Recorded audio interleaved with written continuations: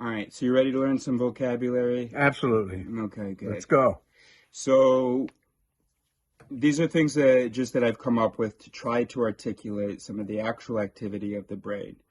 And as I started to explain in the last video, new vocabulary is needed because some of the most fundamental assumptions that we make about the mind and the language that's based on that doesn't actually match reality. So I thought maybe we would have a word for a mental action, which is a voice or a psi, okay, or a psi. The French, they're able to say the P, psi, they say. So it's a mental operation, there we go, a distinct or labeled pattern in whatever the context is of neural activity. And you can also look at it as an if-then processing rule, right? Because every voice has conditions that will trigger its output, specific conditions, right? So if it receives this input, then it reacts. What is it that receives the voice? Nothing receives the voice.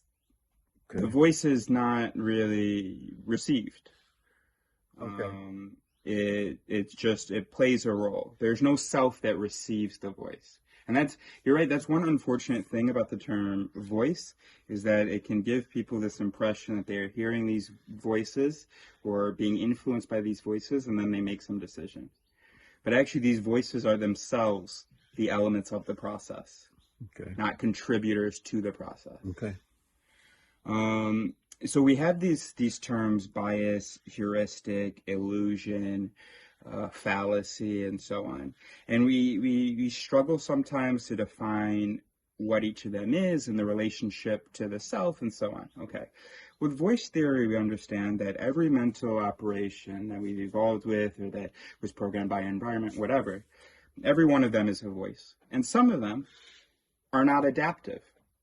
Some of them are not advantageous in the situation in which they are being executed, in which case it's a maladaptive voice, which we call a mala. So a mala is going to include anything you would call a bias, an illusion, or heuristic, all of that. Okay. So a voice is like the output of a mental operation. No, the voice is the mental operation. Its delivery is the output. Yes. Okay, so, and maybe, yeah. And I'm sure there's a lot more to discover in the nuances there, which is why I want to share what I've come up with so far for the vocabulary. And then we can find vocabulary that matches both the research and our communication needs and our experiences. Okay. Speaking of our communication needs and our experiences, we're just doing 2 slides today. The voice and then the maladaptive voice, the mala. And then I say a mauvais lawyer. So mauvais meaning bad in French. And remember we talked yesterday about imagining the brain as a courthouse filled with all these different agents that think that they're right and they're saying their bit. They're triggered and they're saying their bit. And then we are the sum of that activity. But to call a voice a maladaptive voice, is that a subjective description of that voice? Or is it an objective description of that voice? Objective. Subjective. It's dependent on the context, right? Whether it's adaptive to the context. So, for instance, envy is a really good example. Envy, we evolved to experience envy if we are around, if we've all gone for a hunt around the dinner table, and someone takes a greater portion of meat than us, then we are going to feel something that will motivate us to go get our share. And that's envy. We feel envious that the person has this thing and we don't have it. In today's society, though, envy tends to be really maladaptive and not at all adaptive. We no longer face that same sort of situation where someone else's gains mean our losses, for instance, in career. So if someone is... We don't face that? It's no longer... hold on, let me think. So I'm thinking about the envy chapter in the book You Are Not So Smart. And the author, David McCraney, he said that envy is one of the stupidest vices because it offers no survival advantage in modern times. It comes from our evolution, in which it offered some survival advantage in motivating us to get what's ours. But because of the way that society is now, it's less of a zero-sum type thing.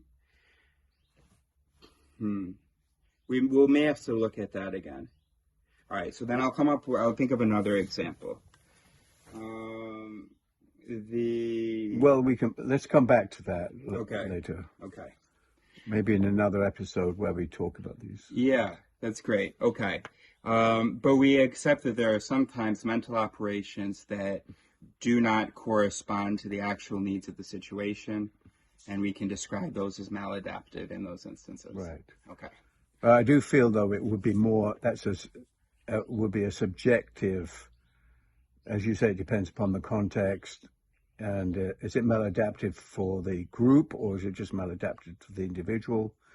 So there's a degree of subjectivity to call a particular voice maladaptive. Yeah, so I think that the default definition, the base definition, would be a mental operation that does not achieve, a mental operation within an individual that does not lead to the objective that the individual would reasonably want.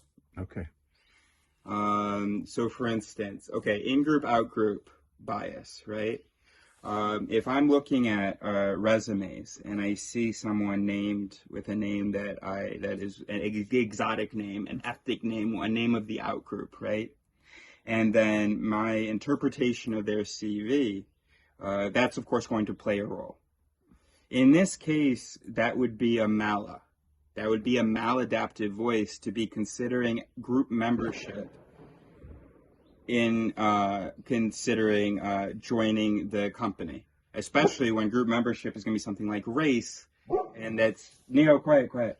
And that's not actually particularly relevant in today's society.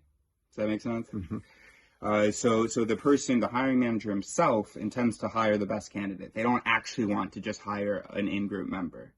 So then when that voice executes and plays its role, that's maladaptive. Okay. So speaking of words that can be more accurate in our everyday language, I want to talk about two real words that I really like in the vocabulary, which are sing and chope. Okay? We have a tendency to, when we hear something that sounds right, to say, that's correct, or I agree with that, which is really presumptive. It means that we think that, it's as though we think that our brain has properly evaluated and understood the thing that's been proposed, and our reaction is somehow reasonable. We make all that assumption, and as soon as we hear the thing, what would be fair to do is to say, that the sound of that pleases me. I have no idea whether that sounds right to me because of a mala or because of a good voice. I have no idea. All I know is that sings, right? So we replace presumptive statements like I agree or that is correct with things like that sings. Mm-hmm. And then we also replace presumptive statements like that's incorrect or I disagree or I don't believe that or that's wrong with that chopes. Hey, listen, I don't know whether that's true or false, but what I can tell you is that I'm getting a negative feeling. So some of my interpretive mechanisms are giving that a thumbs down. Mm-hmm. But I don't trust my interpretive mechanisms enough to know whether that actually means the thing is wrong or not, right? Okay. Now, there's a lot of things that cause singing, that sing to us, but that shouldn't, right? And we see a lot of that in political discourse. Candidates, they'll say something that sounds great, but maybe isn't reasonable at all and shouldn't actually inspire our assent, right? Mm-hmm. And so that would be a siren, okay? That which sings but shouldn't. Yeah. So that which pleases the brain but shouldn't. Okay. That which sounds right to the brain but is wrong. Well, going back to sing, when voices of assent are slapped, what do you mean by slapped? Slapped is, I mean, slapped is later slapped is later. So unfortunately, my definition here, Oh, it I doesn't didn't mean to notice knock that. down then. It doesn't No, mean to knock. slap means actually to trigger. Okay. Yeah. So when they are activated, when voices of assent are activated, Okay. that means that this thing sings. Okay. Okay. And then if something chopes, oh, that doesn't feel right to me. That feels wrong. So that's when voices of opposition are slapped. And then often there are a lot of things that trigger opposition that might actually be reasonable, that might actually be true, and that would be a Porsche. Mm-hmm. Okay? And I actually came up with that because sometimes TV characters who were supposed to know are the bad guy, the writer's too lazy or whatever to actually have the character do anything bad. So what they're going to have them do is have them wear a lot of jewelry, have them talk loudly, have them drive fast in a Porsche. And then we know, oh, that's a bad guy. That's an obnoxious character. And there you go. Okay. Great. Very good. Very good. Okay, good.